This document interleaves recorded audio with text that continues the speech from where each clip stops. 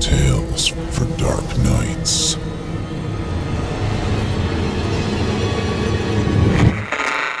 Want to make sure you never miss a Chilling Tales for Dark Nights video again?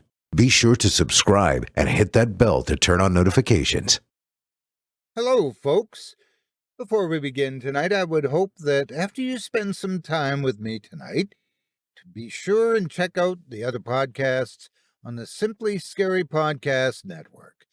Don't miss the Chilling Tales for Dark Nights podcasts, hosted by my very good friend Steve Taylor, airing on Tuesdays.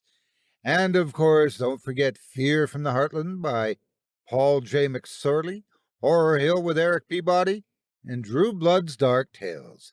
You can find them all at simplyscarypodcast.com, on YouTube or your favorite podcasting service. Or be sure to visit the chillingtalesfordarknights.com website and become a patron and hear extended episodes from our vast audio archive. Join us for a while, won't you?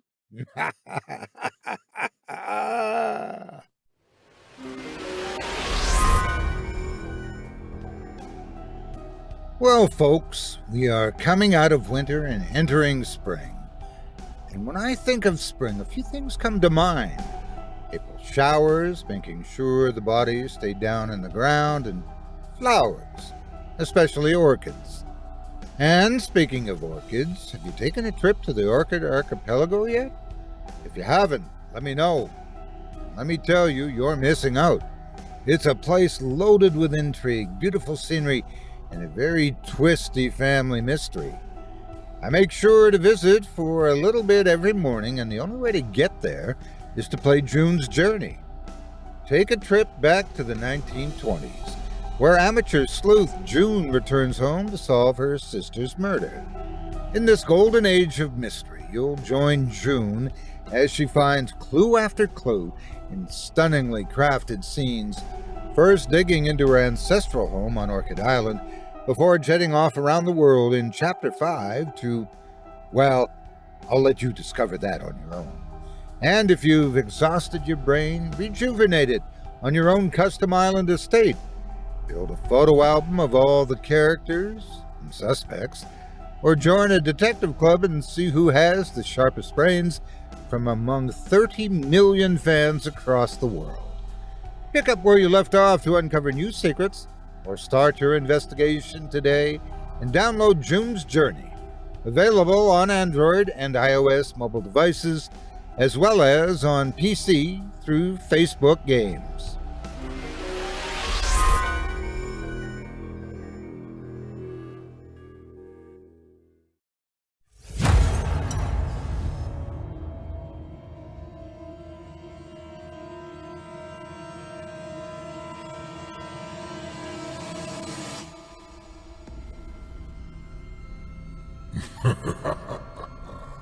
Good evening. I'm storyteller Otis Jiry, and I ain't your grandfather. From where I'm from, we don't do bedtime stories. And if that's what you were expecting, you're in the wrong place. If it's terrifying tales you're after, well then, I've got just the thing. Get comfortable, settle in, turn off the lights, if you dare. Your night is about to get a whole lot darker. Who needs sleep anyway?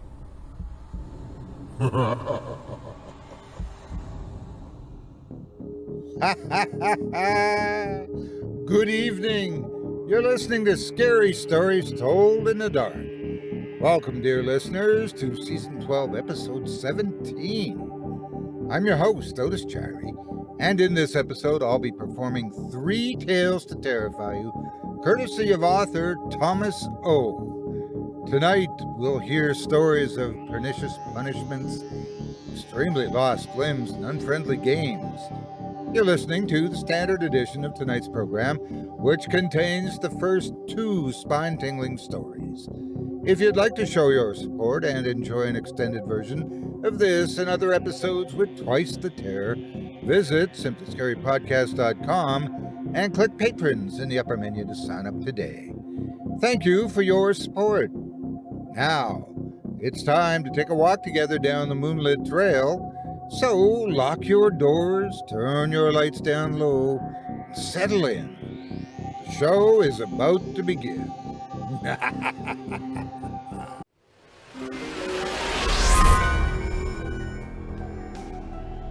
A teen solo hiker who was terrorized for days by unknown figures dressed in white. Two cops who quit their job at a local theater because of unexplained encounters with an alleged demon. An isolated forest in Canada where people keep turning up headless. These are just some of the strange, dark, and mysterious stories you'll hear each week on the Mr. Ballin podcast. Imagine being a rescuer tasked with finding a girl who went missing from a hiking trail for 51 hours and the joy of finding her alive. You ask her how she survived for so long, and she says it was with the help of a friend. But no friend is found in the description she gives.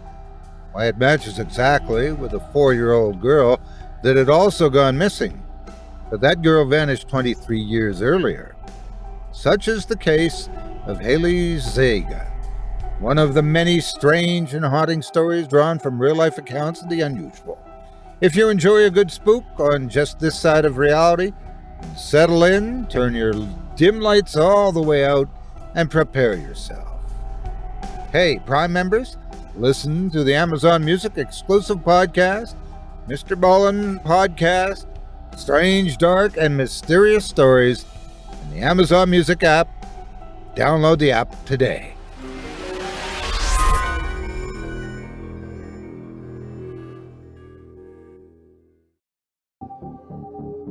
Seems like there was a time when anyone could be accused of anything. There wasn't a whole lot you could do if found guilty.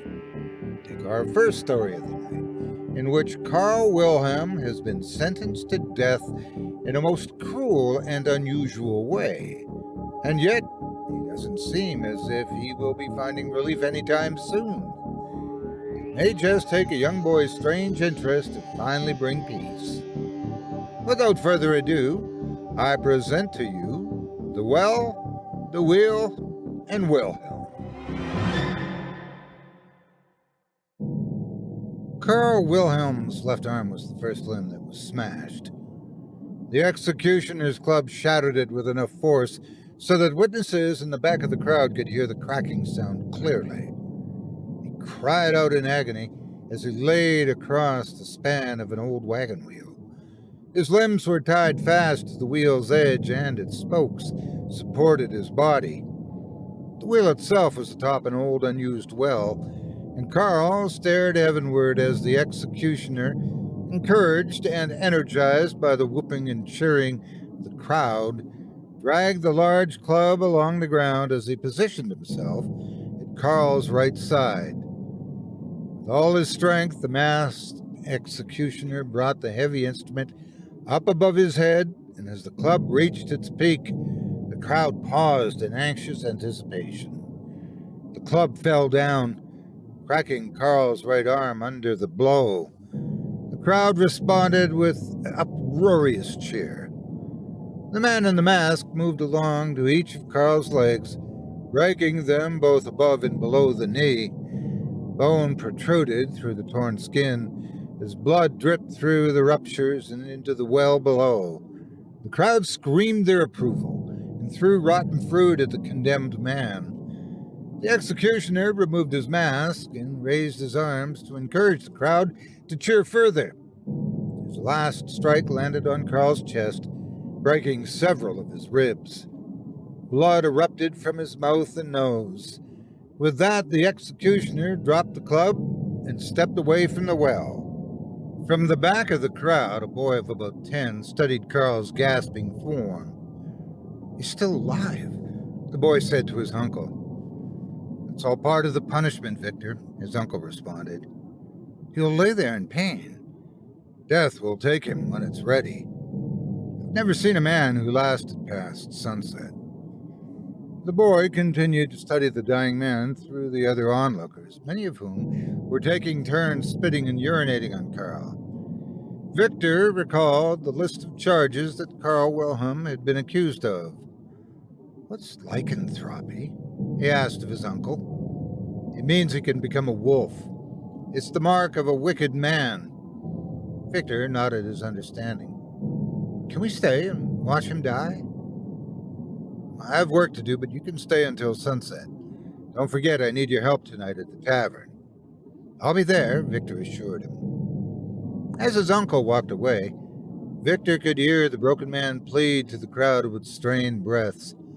"Please, just kill me." This only encouraged the horde more, and they jeered and roared at his predicament. However, as the afternoon heat began to take on its toll, the excitement of the crowd began to wane. One by one, the men and women left for the cottages and hovels, until only Victor and a few others remained. The boy stepped closer to the dying man, with uncertainty apparent in each step. When he got as close as he dared, he pursed his lips and launched a phlegm projectile that struck Carl between his eyes. With great effort, Carl turned his head to where Victor stood. The two made eye contact. "So thirsty," Carl rasped. Victor stared at the face of the accused man. Each of Carl's brown eyes reflected the swirling white clouds above him. Longer and longer Victor stared, losing track of time and relinquishing awareness of his surroundings. He had no idea how long he maintained eye contact with Carl Wilhelm, but when he finally broke his stare, it was almost sunset, and the village square was nearly empty. Victor backed away from the wheel and its man, and as he headed off to his uncle's tavern, he felt a twinge of regret that he had spit on someone so defenseless. His uncle's prediction that Carl would be dead by sunset proved to be entirely wrong. Those who lived nearest to the old well had their slumbers disturbed throughout the night as Carl screamed and moaned. His pleas for mercy and death went unanswered as the village residents held pillows and blankets over their heads in an attempt to drown out the horrid sounds of the dying man. All through the next day, Carl continued with ungodly shrieks and screeches as death refused to take him. Residents who just a day earlier had made merriment at the man's suffering soon found themselves anxious and disconcerted as his cries carried on throughout the day and into the next. "Go get the executioner," some of them demanded. "Have him finish his job." Others argued against that. "No. He'll die when he's supposed to. No mercy for the wicked." On the third night after his supposed execution, Carl Wilhelm still appeared to be very much alive, as proven by his unceasing cries of pain and requests for mercy. From his uncle's tavern, Victor could hear him clearly between pauses in the conversations. Frazzled patrons lined the bar and occupied all the tables as Victor weaved in and out, bringing mugs to the tap for refilling and then returning them to the customers. Various discussions about the man outside dominated the night, and fear punctuated the dialogue, as the men nervously proclaimed to understand what was going on. "Hell doesn't want him. That's why he won't die," proclaimed Peter the shoemaker.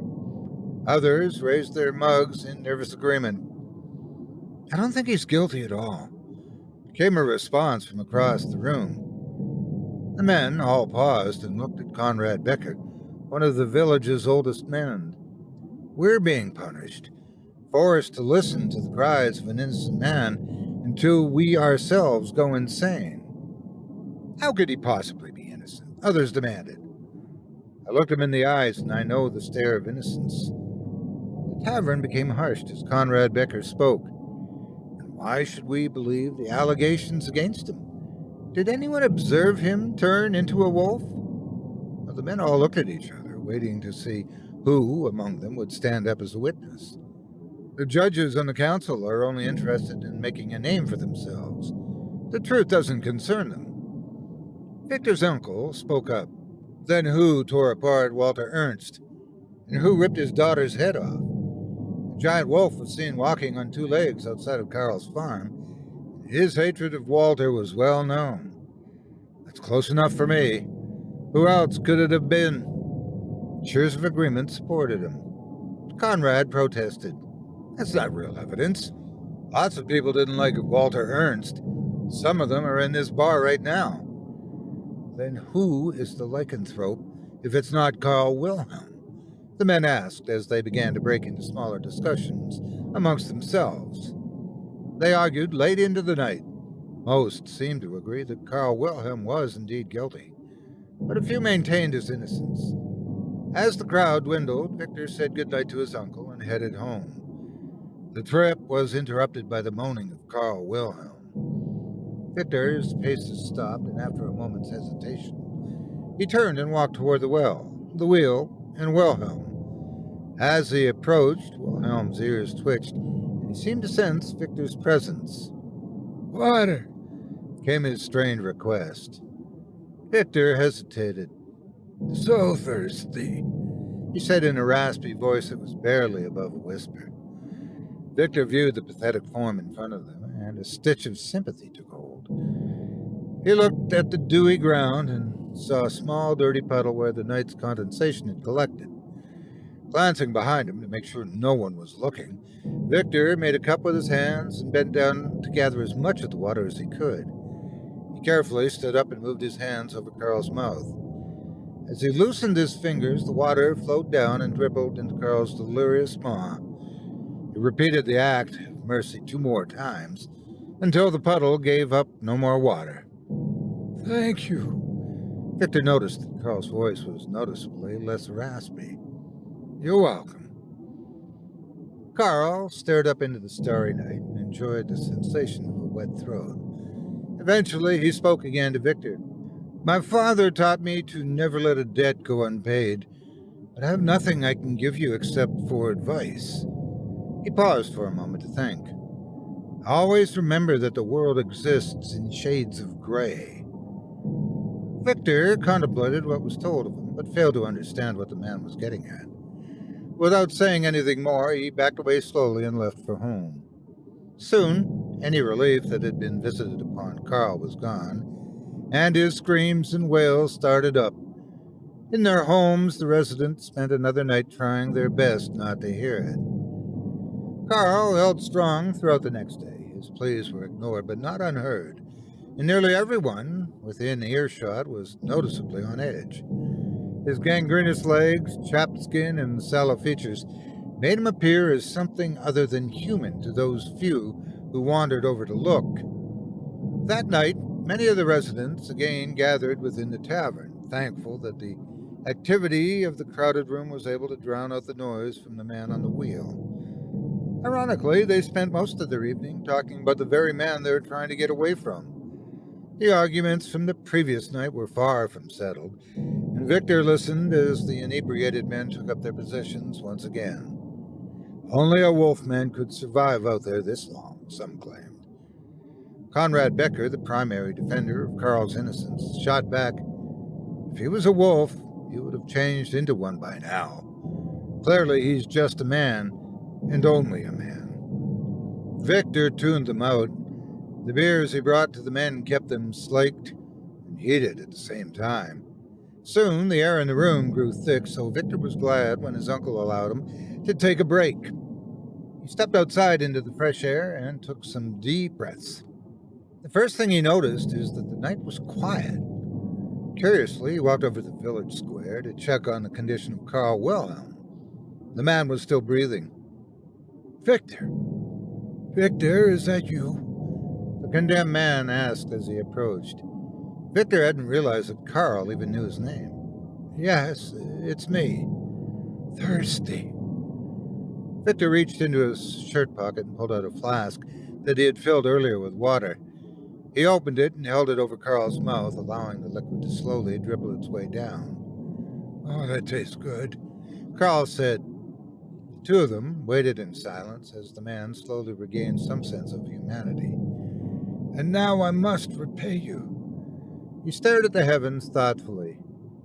"You will be better off in life to forgive past transgressions."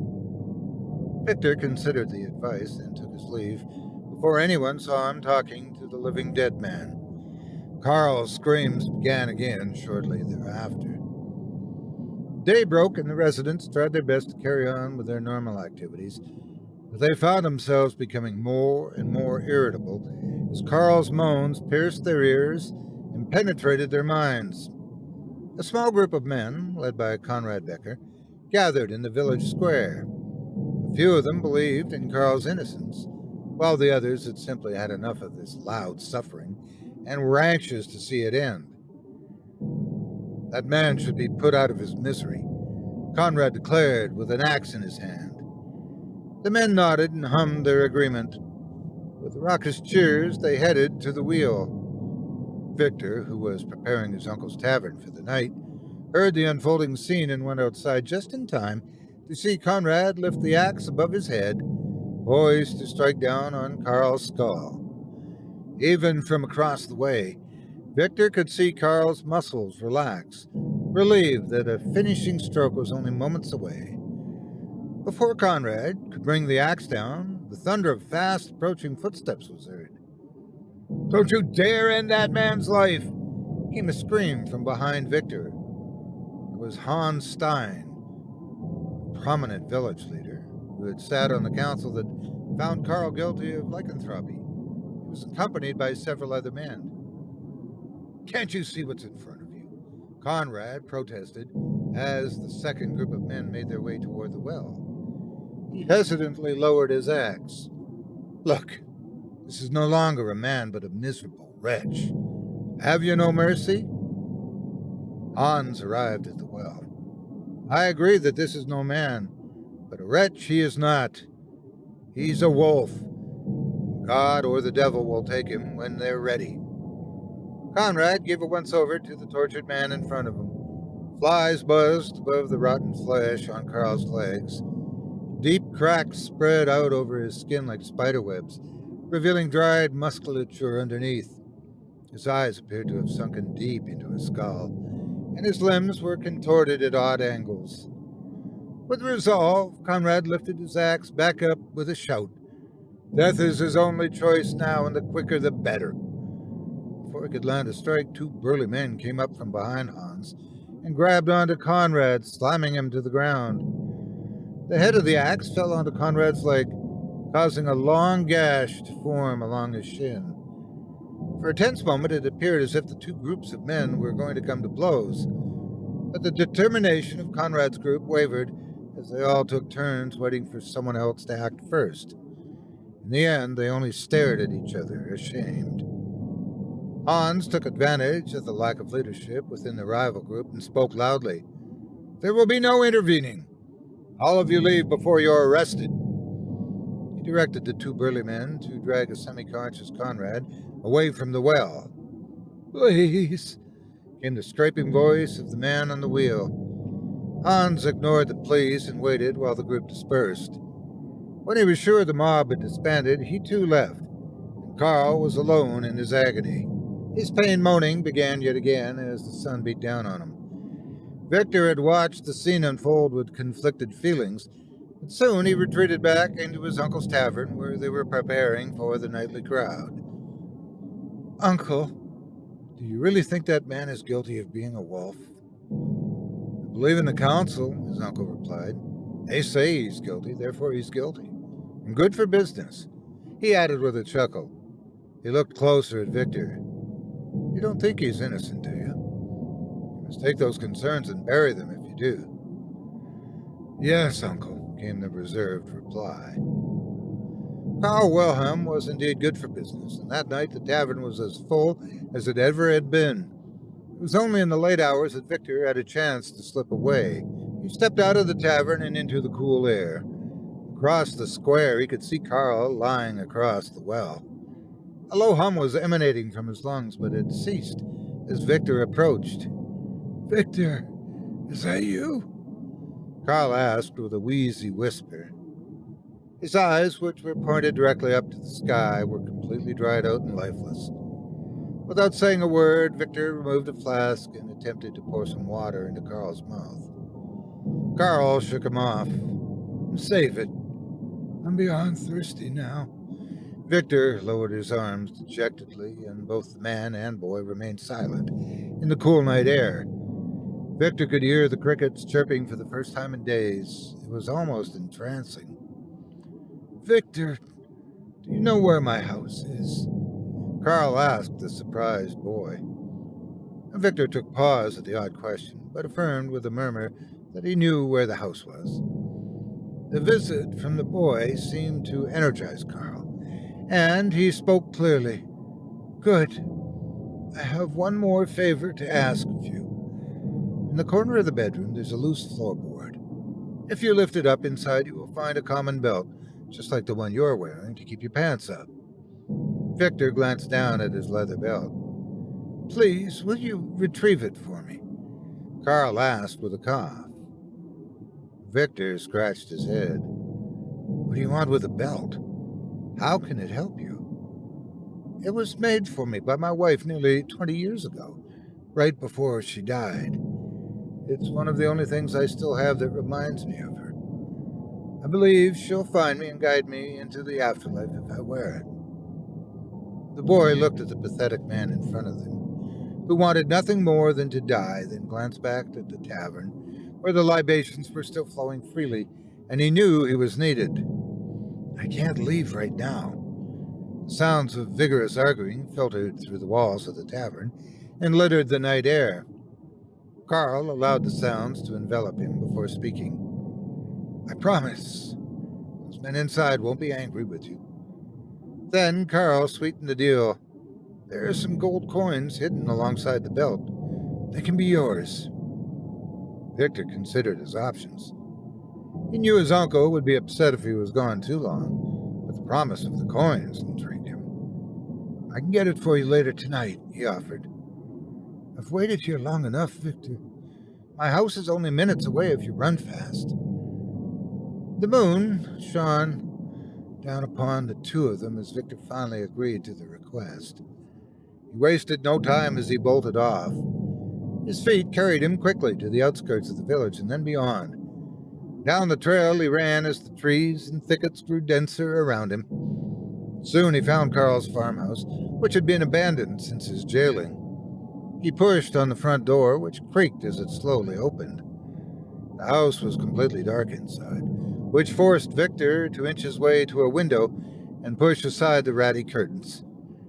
Bits of moonlight streamed into the room, barely enough for him to see. He crept further in until he made it into the back room of the home. The rickety floor bent under his weight as he shuffled to the only unfurnished corner in the room. He knelt down to feel for a loose floorboard, while the smell of dust kicked his nose.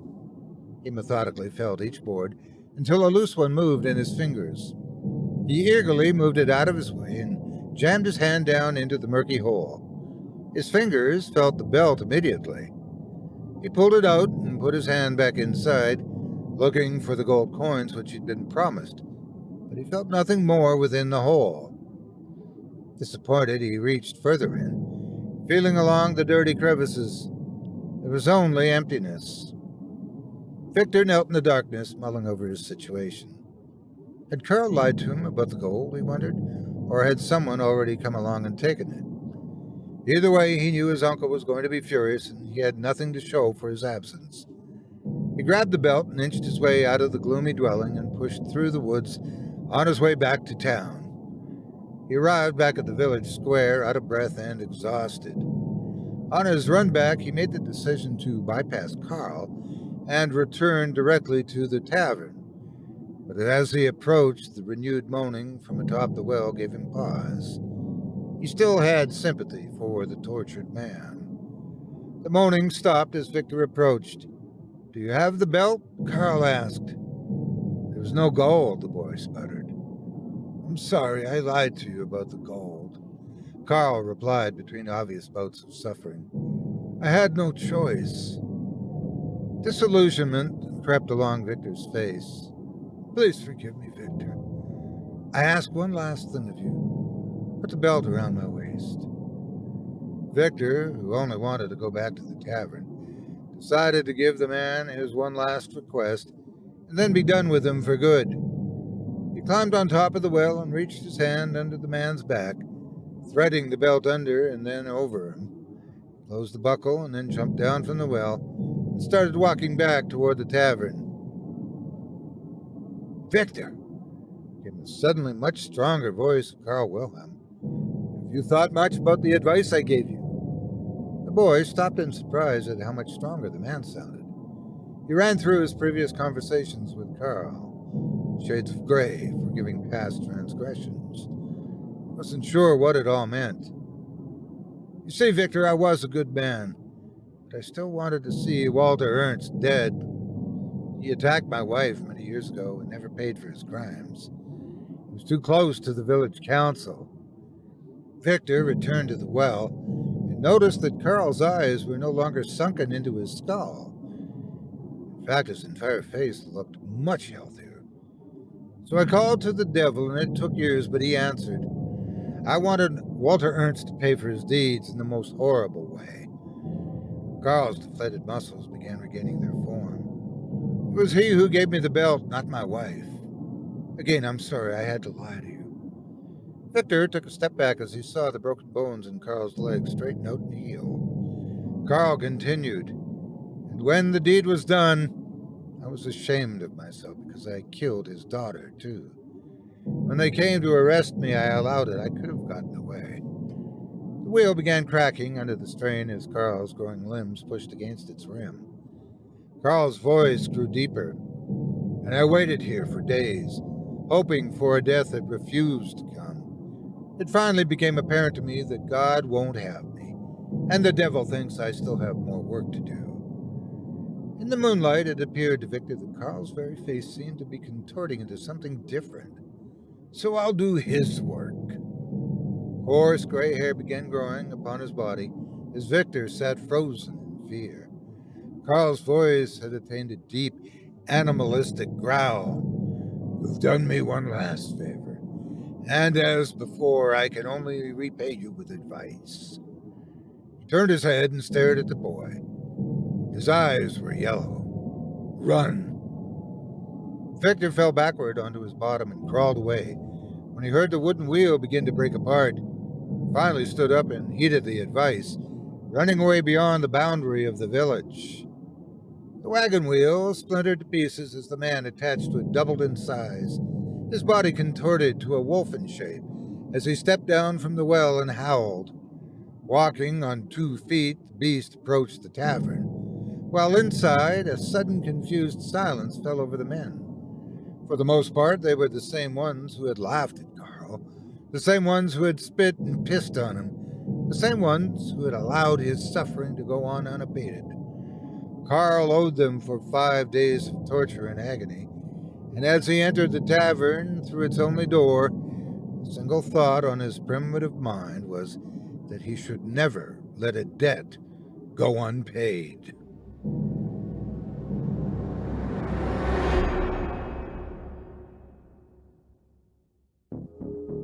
I hope you enjoyed The Well, The Wheel, and Wilhelm by Thomas O., as performed by yours truly.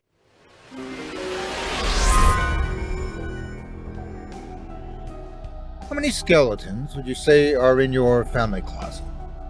Well, some are certainly more full than others, but in some cases, that's a literal statement. You see, sometimes when I'm trying to settle in for the night, I find digging into a good mystery puts me at ease, relaxing me, even as it tests my skills. That's why, when I feel like testing my wits, I like to try out a few scenes of June's journey. June, you see, finds herself caught in a mystery she never expected. An amateur sleuth that has come home to solve her sister's murder. She'll find there's a lot more below the surface than she initially realized. As family secrets start to bubble to the surface, she'll start wondering who she can trust, if she can trust anyone, and eventually her story will take her from her home across the globe to, well, you'll just have to play to find out. Whether digging up hidden clues in each exciting scene, joining a detective club, or matching wits with other like-minded sleuths from around the world, or just relaxing on your own virtual island estate that you can customize with a slew of 1920s decor. there's always something to do. And even when you think it's all done, new chapters are being released every week. So what are you waiting for? Come join me and 30 million other fans in discovering the secrets of June's journey. Pick up where you left off to uncover new secrets, or start your investigation today and download June's Journey. Available on Android and iOS mobile devices, as well as on PC through Facebook Games.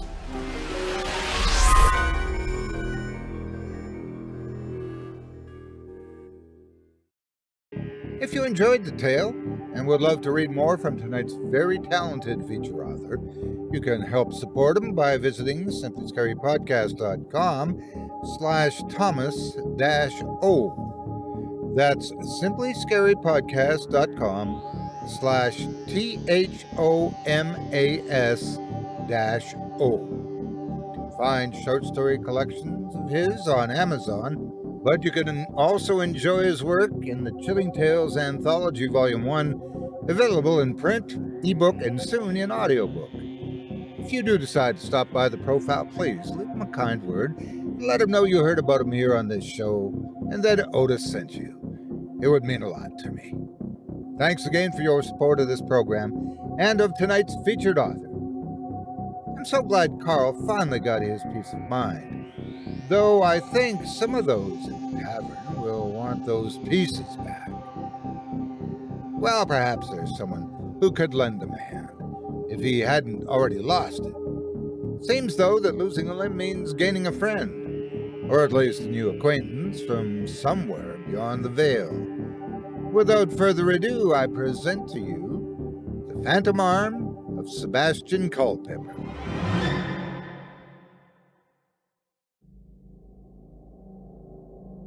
I have two stories I want to tell. In each one, the main character is missing an arm. Other than that, both of these tales are quite different from one another. Yet, I can't seem to separate the two in my mind, as they seem to complement each other in peculiar and disturbing ways. Our first story, the much shorter of the two, was passed on to me by my father. It starts in 1910 and goes like this. A mill employee named Gerald Parsons suffered an unfortunate workplace accident when he stepped a little too close to the grinding equipment. The mill's gears, as strong as they were unforgiving, ripped Gerald's arm clean from his body. Surprisingly, he not only survived the accident, but he lived another 40 years, working in that same mill until the day he died of natural causes. Beginning shortly after his death, if you're prone to believing the rumors, the ghost of Gerald Parsons could still sometimes be seen walking the floor of the mill. In addition to the sightings, there exists a fuzzy photograph from 1965 that purportedly shows his eerie form walking through the grinding room. Not too long after that picture was taken, the mill was torn down. Shortly after that, Gerald Parsons' existence became one based only on the memories of others, as his ghost was never seen again. Now, here's the most interesting thing about this story. All of the eyewitnesses who saw Gerald's ghost claimed that he had two arms. My father was one of those witnesses, and he too swore that on the night Gerald appeared to him, both his upper limbs were intact. Even the fuzzy picture shows a possibly grinning Gerald with two equally fuzzy arms down by his side. So I ask you, how is it that a man who lived 2/3 of his life without his left arm suddenly reunited with it upon death? The question is completely rhetorical, because neither you nor I can know the real answer. Yet it happened. It's almost as if his arm preceded him to the afterlife, and somehow waited there for the rest of him to catch up. Silly, right? I suppose I wouldn't have put too much thought into Gerald's story if I had never known my friend Sebastian Culpepper. If you compare Sebastian and Gerald, you'll find very few attributes in common. Gerald, earnest, hardworking, and serious. Sebastian, fun-loving, loyal, and friendly. Yet, as I touched on earlier, they do share one major quality. Both lost their left arm at a relatively young age, and that brings us to our second story. When Sebastian was 17, a heavy crate fell on his arm while he was moving some items around his attic. The injury seemed minor at first, but an unfortunate and uncommon cascade of events followed. The injury began to swell up. The swelling cut off the circulation to his arm. Then his arm tissue began to die. The pain finally forced Sebastian to the emergency room, but not soon enough. 2 days after the injury, his arm was amputated. It's quite common for an amputee to still feel a limb after it's been removed. It's as if the brain still thinks the limb's attached. The phenomenon is referred to as phantom limb syndrome. Upon waking from his surgery, Sebastian could have sworn that his left arm was still present, but it was just a trick his body was playing on itself. Not only could he feel his missing arm, but it hurt too. Sebastian adjusted as best he could, and he was determined not to let his missing arm prevent him from accomplishing his goals in life. However, the pain and discomfort associated with his phantom limb was ever present. There were different therapies that Sebastian subjected himself to, and there were painkillers too. The treatments helped somewhat, and slowly over the course of years, phantom limb pain improved for Sebastian, though it never went away entirely. I never knew Sebastian when he had 2 arms. I met him years after his accident, and we both worked in the same office. I used to tell him that he was the coolest one-armed guy in the world. I might have even been right about that. Clients loved him, and he always got a laugh by going to shake their hands and then acting like he didn't know where his arm had gone off to. Corny, yes, but somehow Sebastian made it funny every single time. The bosses all adored him too, and I can't really think of anyone who didn't like him. So it was odd when Sebastian came to work one particular Monday in a foul mood. I watched him the entire morning, uncharacteristically snapping at people for making minor mistakes and generally being a jerk. Rather than see him get himself in some sort of trouble with the higher-ups, I suggested he and I leave early for the lunch. "Yeah, Brian, that sounds like a good idea," he told me. "Let's get out of here." It was at the restaurant when he finally clued me in as to what had been bothering him. "It's my arm," he said between bites of his hamburger. "It's hurting me a lot." I looked at his right arm, the only one he still had. "No," he shook his head. "My other arm." "You've had phantom limb pain before," I argued. "You didn't go around acting like a complete asshole when it happened. It's different this time." He took another bite before putting his burger down. "It's not random pain like in the past. I feel specific." He trailed off as he tried to think of the right words. "Things." "Things?" I asked. "I don't know. I don't think I know what you mean."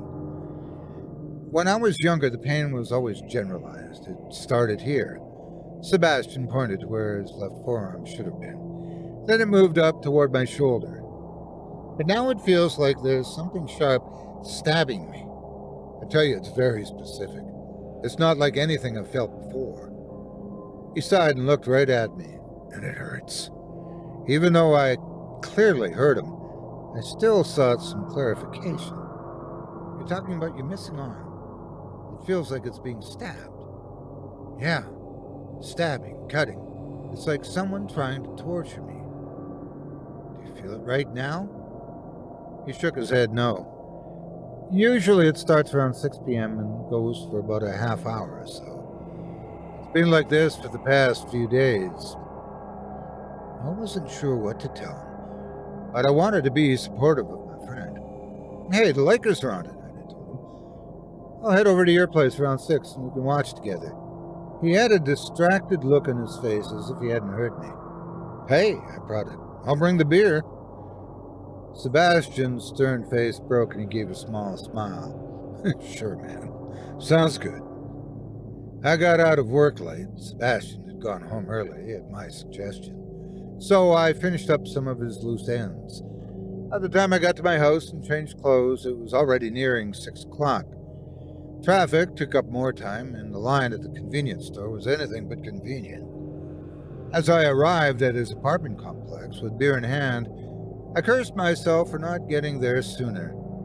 I bound up the stairs to Sebastian's apartment 2 at a time. When I knocked on his door, there was only dead silence from the other side. I waited a minute, then let myself in with a twist of the handle. Sebastian was lying silently on the couch.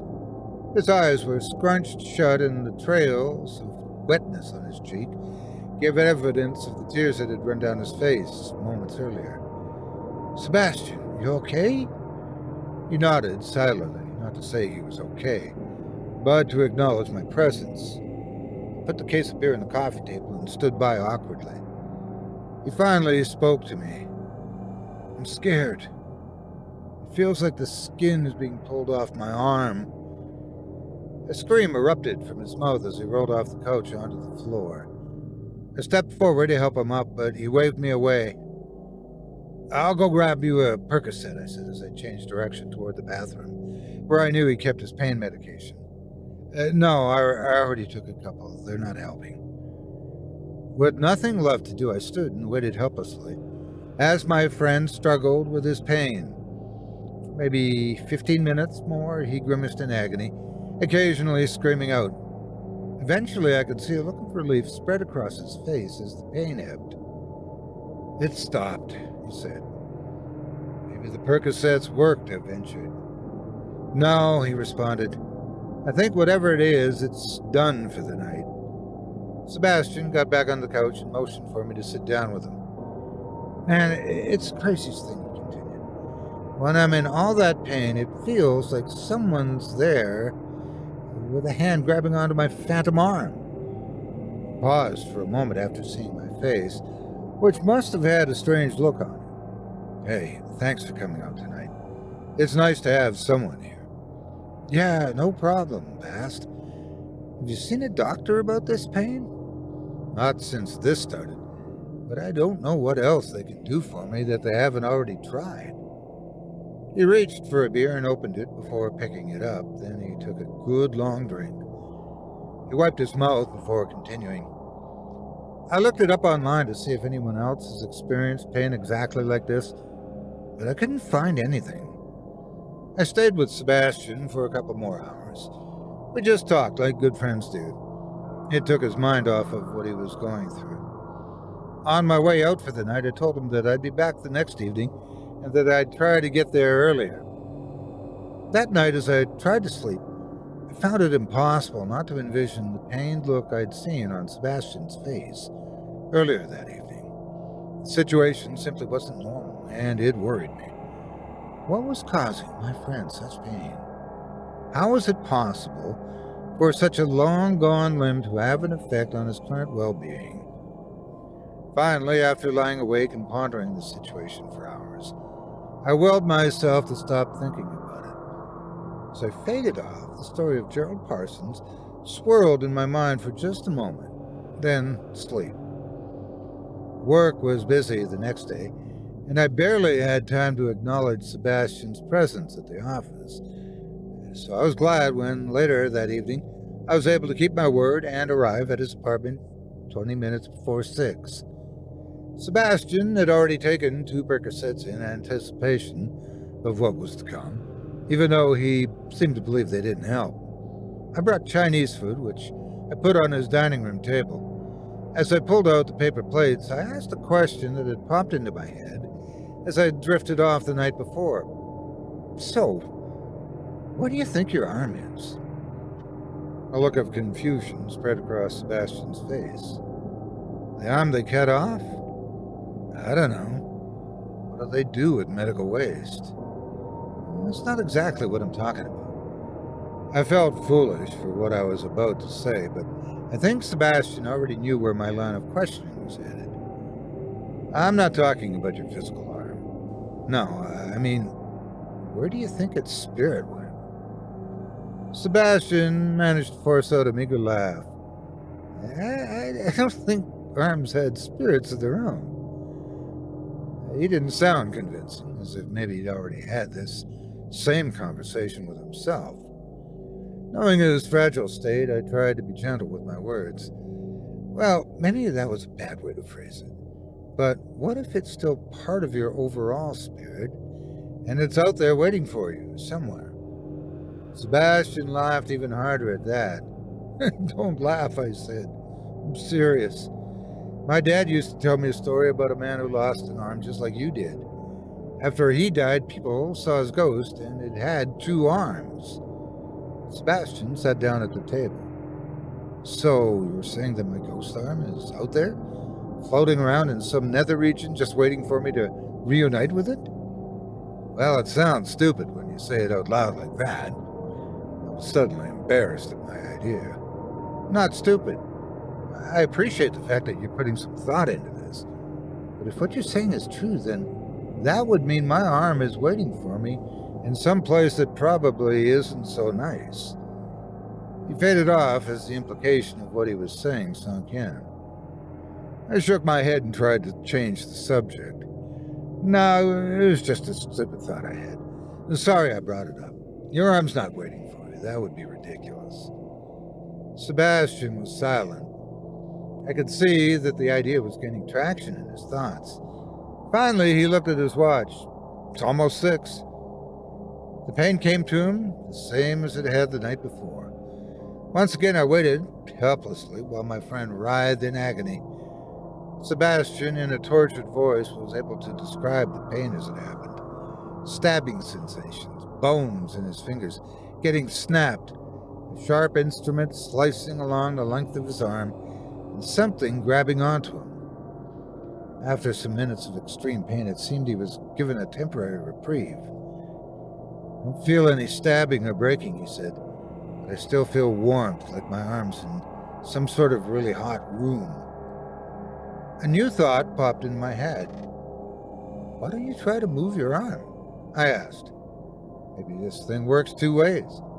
Maybe it won't hurt so much if you can mentally shift its position. What do you mean? His interest was piqued. How would I do that? Use your muscle memory. Just imagine that your arm's still attached and then act on it. Move your fingers or something. Sebastian nodded, indicating that he took the idea seriously.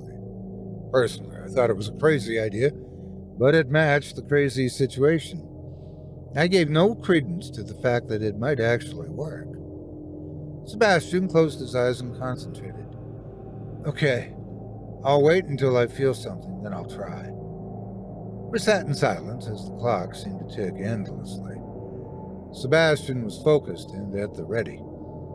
I twiddled my fingers, beginning to regret both the fact that I'd made such a silly suggestion and that he'd bought into it. Look, Sebastian, maybe it's done for the night. I was suddenly cut off by Sebastian's cries as the torture restarted. God damn! The expletives flew from his mouth as he squirmed on the couch. It seemed like for just a second he'd forgotten his plan of attack, but then he composed himself and gave me a nod. I could see the muscles of his stub flex as he made his motion. When I saw what happened next, I jumped from a sitting position and stood up on the couch, screaming out loud in shock and surprise. Sebastian had gotten launched from the couch. In fact, it looked more like he'd been pulled off of it.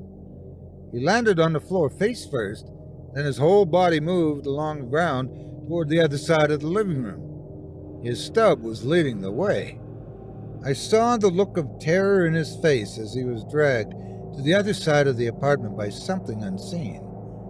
He finally came to a stop next to the wall. What happened? I asked between breaths. I grabbed it.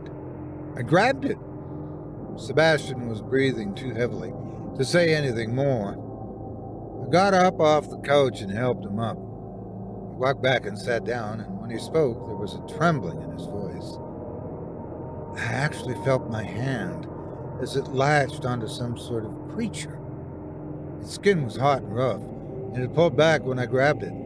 Probably I surprised it, and it dragged me until I let go. Faced with indisputable proof that something supernatural was happening, I began shaking all over. I tried to imagine a way that it could just be a trick that Sebastian was playing. But the way he moved across the ground, no man could move like that on his own. I'd seen it firsthand. He'd been dragged. I suddenly wanted to be anywhere else. I gotta get out of here, Sebastian. This is just too real. I walked quickly to the front door and opened it. I don't think you should try that again. I'll call you later. I had no intention of calling him. Wait, please, don't leave me alone. Sebastian looked desperate. I'll admit it, I'm terrified, Brian. Yeah, I am too. That's why I'm leaving. Just don't do that again. Take another Percocet and go to sleep. Everything will be all right. Even as I spoke the words, I knew they were lies. Fear was firmly in control as I walked out the door. I just wanted to be alone before yet another new reality reared up and dragged my friend across the room. I raced home, turning my phone off before I even got there. I tried to sleep, but the sight of Sebastian being dragged across the room by some unknown specter kept replaying in my mind. To say I got 2 hours of sleep that night would be generous, so I called in sick to work the next morning. That whole day I tried to keep busy. I watched television, took some naps, read a book, and did basically anything to keep my mind occupied. As the day waned, I began thinking more and more about Sebastian, despite my efforts otherwise. I intentionally kept my phone off for the entire day. After sunset, I held the device in my hand and went through the motions of turning it on without actually doing so. I knew that once I powered it back up, I'd no longer be able to ignore the new world that had been opened to me. I eventually gathered the strength to turn it on. Not more than 3 minutes later, I got a call from Sebastian. Come over, please, now. I was desperate. What's the problem? I tried to be strong, but I immediately regretted answering his call. I could hear the horror in his voice as he answered. It started communicating with me. I quickly sat up. What? How? It's spelling things on my arm. Just get over here, please. I gathered my final bit of courage and headed over to Sebastian's apartment. He let me in as soon as I got there. It's writing things to me. I could see a tear in his eye. I can feel its claw, or whatever it is, cutting the words into my arm letter by letter. What's it saying? Sebastian showed me a notepad that he'd written on. Once I figured out what was happening, I started to write down the letters. I looked at the pad and saw what he'd scribbled. Death, soon. Wait for you. Mine. What's doing this to me? Sebastian quietly asked. I don't know, but whatever it is, it can't spell. Sebastian looked at me incredulously and hit the notepad out of my hand. Who cares if it's a bad speller? It's damn good at causing me agony. I apologized to him if it had just been a stupid comment, meant to mask the true fear I felt. I picked up the notebook and looked at it again. So this thing, it's communicating with you now.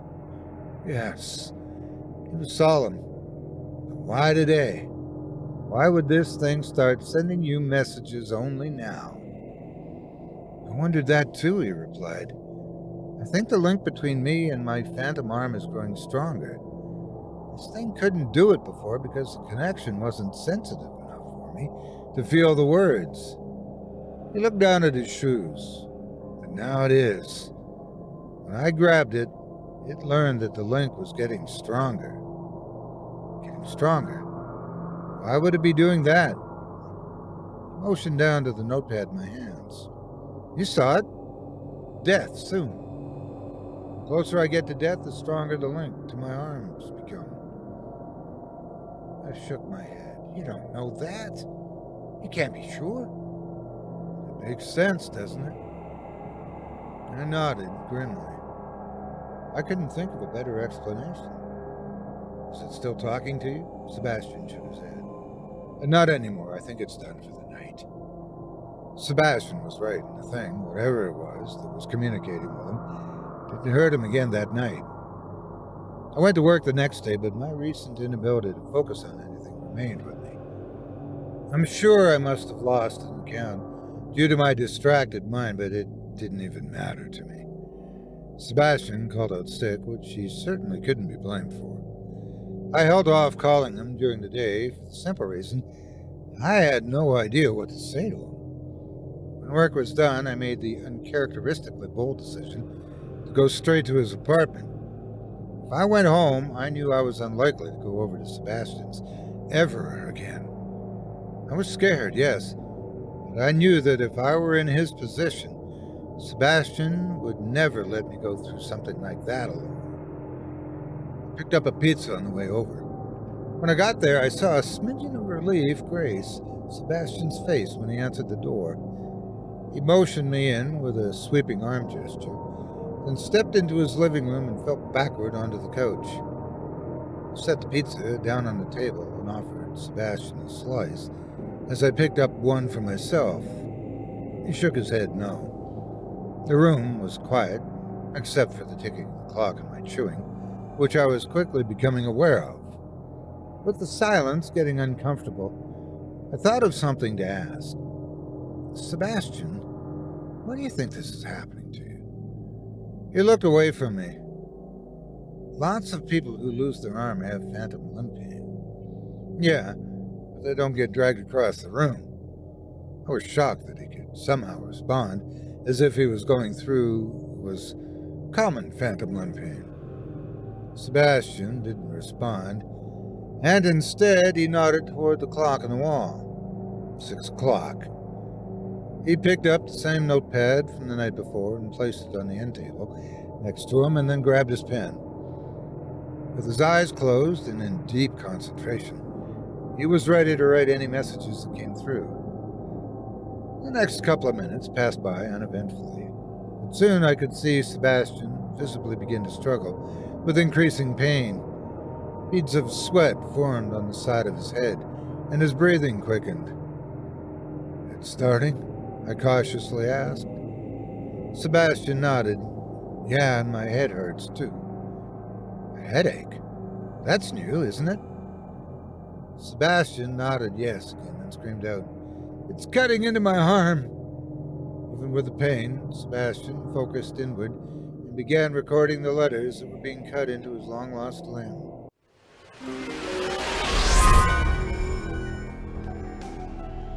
A teen solo hiker who was terrorized for days by unknown figures dressed in white. 2 cops who quit their job at a local theater because of unexplained encounters with an alleged demon. Isolated forest in Canada where people keep turning up headless. These are just some of the strange, dark, and mysterious stories you'll hear each week on the Mr. Ballin podcast. Folks, I don't think I need to tell you that I love a fascinating tale or two of the unexplained, and these real-life accounts from the Mr. Ballin podcast are as haunting as they get. Take, for instance, the strange case of Haley Zaga, who was rescued after having vanished on a hiking trail for 51 hours. She told her rescuers she survived with the help of a 4-year-old friend with dark hair and eyes. It was only later that it was realized a girl matching that description had also vanished in the area 23 years earlier. Oh, just the description is making my blood nice and chilled. How about giving the full podcast a nice listen? Hey, Prime members, listen to the Amazon Music exclusive podcast, Mr. Ballin Podcast, Strange, Dark, and Mysterious Stories in the Amazon Music app. Download the app today.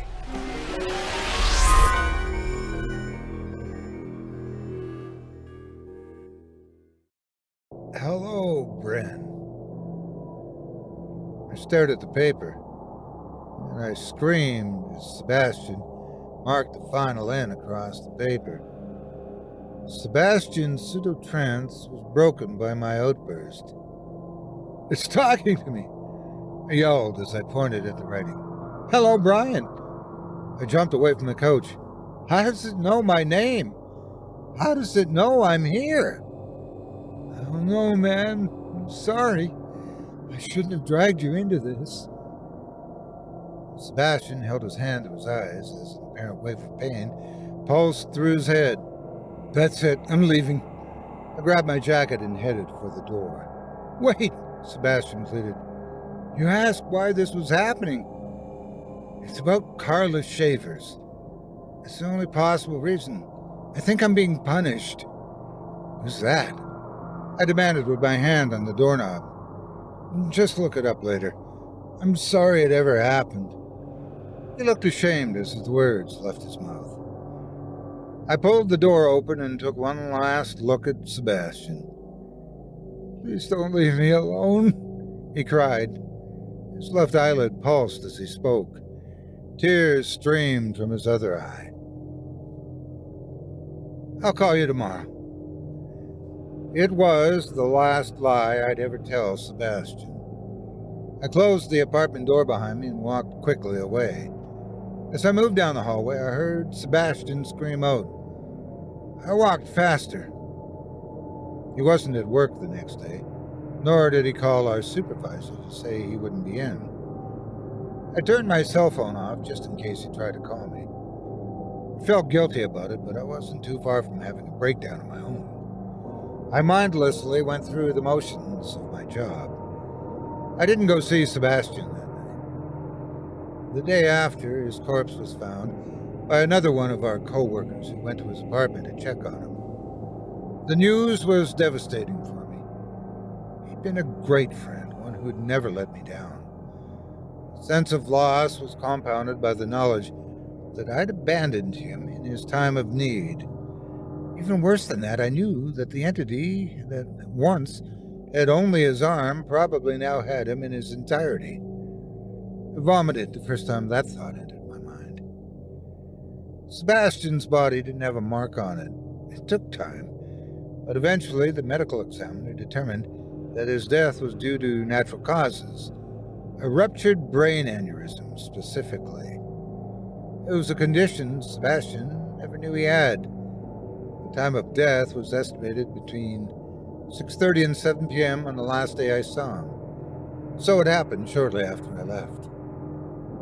For a long time, I kicked around the idea that somehow his demise had been caused by the entity that was communicating with him. Yet when I thought on it longer, I remembered something Sebastian had said. The closer I get to death, the stronger the link to my arm becomes. I came to the conclusion that his death truly was natural. That thing didn't cause Sebastian's death. It didn't have to. It just waited for him and had some fun with him while it did so. I completely forgot about Carla Shavers for a few weeks. When I finally looked her up, I found that she was from Sebastian's hometown, and she'd been missing for years. The last time anyone ever saw her, she was walking home from a late-night party. There were very few clues about her disappearance, and she'd been gone so long that most people in the town considered her to be dead. It was shocking to read about, not because some poor girl had disappeared, but because of Sebastian's insinuation that he had something to do with it. I found it impossible to believe that the Sebastian that I knew, with his amazingly friendly disposition, could be directly responsible for anybody's demise, but he'd obviously felt guilty about something. I thought back to some of the conversations we had about his youth, and I remembered him talking about a group of friends he ran with in high school, a time when he was less of a leader and more of a follower. Some of them weren't good people, and a couple of them were downright nasty. I ended up making peace with the fact that Sebastian had probably participated in something malicious. It probably wasn't his idea or even something he wanted to do, but nonetheless he was present for it. At a minimum, he had information about a missing girl that he never shared with anyone. I contacted the police in his hometown and told them what I knew, which wasn't much, really. Still, it was a lead they could follow up on. When I reported it, I kicked myself for not knowing more.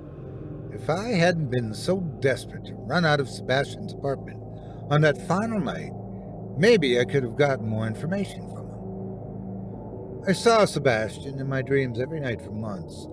Little devils with pitchforks would run all over his arms and legs, stabbing them repeatedly. Flames would shoot up around him and cook his skin. "Help me!" he'd scream. The dreams became more and more vivid, until one day I finally woke up with a promise on my lips to try and help him. I drove to Sebastian's hometown, which is about 4 hours away. Through my research, I knew that Carla Shaver's parents still lived in the area. I called ahead and told them I wanted to speak with them about their daughter, and I was greeted warmly at their door. "Were you a friend of Carla's?" they asked. I explained to them that I never knew Carla and that I was actually a friend of Sebastian's. The police had updated them on the case, so they were already familiar with the name.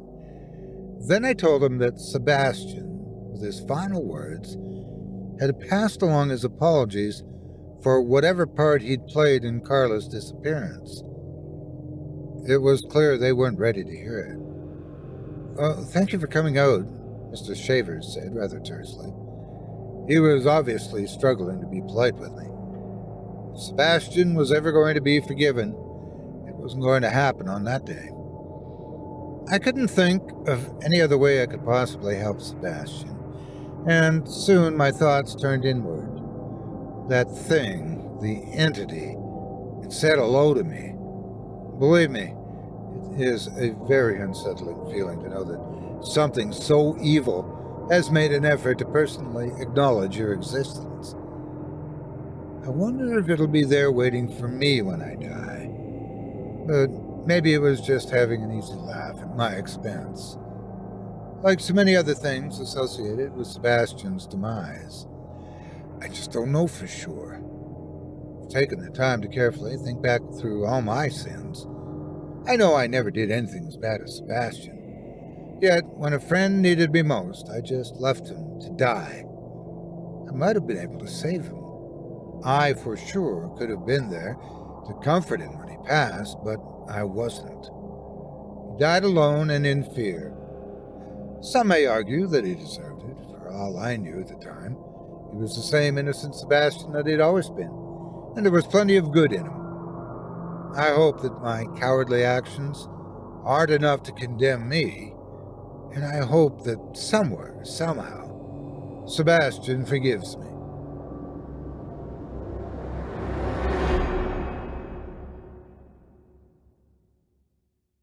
I hope you enjoyed The Phantom Arm of Sebastian Culpepper by Thomas O, as performed by yours truly. If you've enjoyed what you've heard tonight, I'd like to remind you one last time that tonight's featured author can be found by visiting our website. Just visit simplyscarypodcast.com/Thomas-O. That's simplyscarypodcast.com/THOMAS-O. As a second reminder, you can find his work published in several short story collections on Amazon, and he is one of 30 featured authors in the Chilling Tales for Dark Nights Anthology, Volume 1, available now in print, with availability soon in audiobook format. As a reminder, if you decide to give tonight's talented author's stories a read, please consider leaving him a quality review and a kind word or a thoughtful public comment and an upvote. Be sure to let him know you heard about him here on this program and that me, Otis Jiry, sent you. It means more to me than you can imagine, and I'm sure he would very much appreciate it as well. Thanks again for your support of this show and of tonight's talented feature author. Now, before we go, I'd also like to take a moment to thank you personally for joining me on this episode of Scary Stories Told in the Dark. If you enjoyed what you've heard on today's program, please take a moment to stop by our iTunes page or wherever else you listen to your favorite podcasts and leave us a 5-star review and a kind word. It makes a huge difference and it would mean a lot to us. If you'd like to hear a premium extended edition of tonight's and all of our other podcast episodes featuring Twice the Terror, visit simplyscarypodcast.com today and click the Patrons link in the menu at the top of the screen. You'll find yourself at chillingtalesfordarknights.com, where you can purchase season passes for this podcast and our other quality storytelling programs. Or become a patron for as little as $5 a month. Get access to our entire audio archive dating back to 2012, all of it ad-free. If you happen to use Facebook, Twitter, Instagram, or YouTube, you can follow and subscribe to Chilling Tales for Dark Nights there, where you'll get all of our latest updates and new releases and have a chance to interact with us each and every week. You can subscribe to me on YouTube as well at the Otis Jiry channel, where you'll find releases of my series, Horror Storytime, dating back to 2014. And you can find me on Facebook, Twitter, and Instagram too. Just search for Otis Jiry. Until next week, stay spooky and get some sleep, if you can.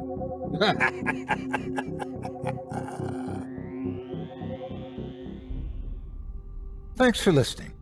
You've been listening to Scary Stories Told in the Dark, a production of Chilling Entertainment and the creative team at Chilling Tales for Dark Nights, and a proud member of the Simply Scary Podcasts Network. Visit simplyscarypodcast.com today to learn more about our network and our other amazing storytelling programs. Tonight's program was hosted, and its featured stories performed by yours truly, Otis Jiry. Selected stories have been adapted with the kind permission of their respective authors. Original music provided by Luke Hodgkinson and Jesse Cornett. Sound design and final mixing and mastering provided by executive producer and director Craig Groshek. Program's artwork and logo by David Romero. If you're looking for some fresh tales on a daily basis while waiting for the next podcast, check out my YouTube channel, the Otis Jiry channel, and my extensive collection of narrated tales there. Simply search on YouTube by my name, and you'll find me. And don't forget to subscribe and press the bell notification icon to get my latest releases. Got a scary tale of your own that you'd like performed? I take submissions. Email it to me today at otis@simplyscarypodcast.com to have your terrifying tome considered for production in a future episode of this show. That's otis@simplyscarypodcast.com. If you've enjoyed what you heard on tonight's program and are joining us on your favorite podcast app, subscribe to us to be sure you never miss an episode, and leave a 5-star review and a comment.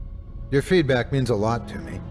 You can also follow Chilling Tales for Dark Nights and yours truly on Facebook to connect anytime and get the latest updates on this and other programs and my channel. If you're listening on the Chilling Tales for Dark Nights YouTube channel, do us a favor and hit the subscribe button and the bell notification icon for ctfdn as well to get more spooky tales from me and the crew and another episode of this program each and every Wednesday. And don't forget to hit that thumbs up button to tell us how we're doing and leave a kind word or a request. And don't forget to visit us at chillingtalesfordarknights.com and consider supporting the team by becoming a patron. In addition to helping us out, you'll get exclusive access to our audio archive and ad-free downloads of all your favorite stories, including those you've heard on this program. As for me, I'll be back next Wednesday with more terrifying tales to keep you up all night. But that's all right. Who needs sleep anyway?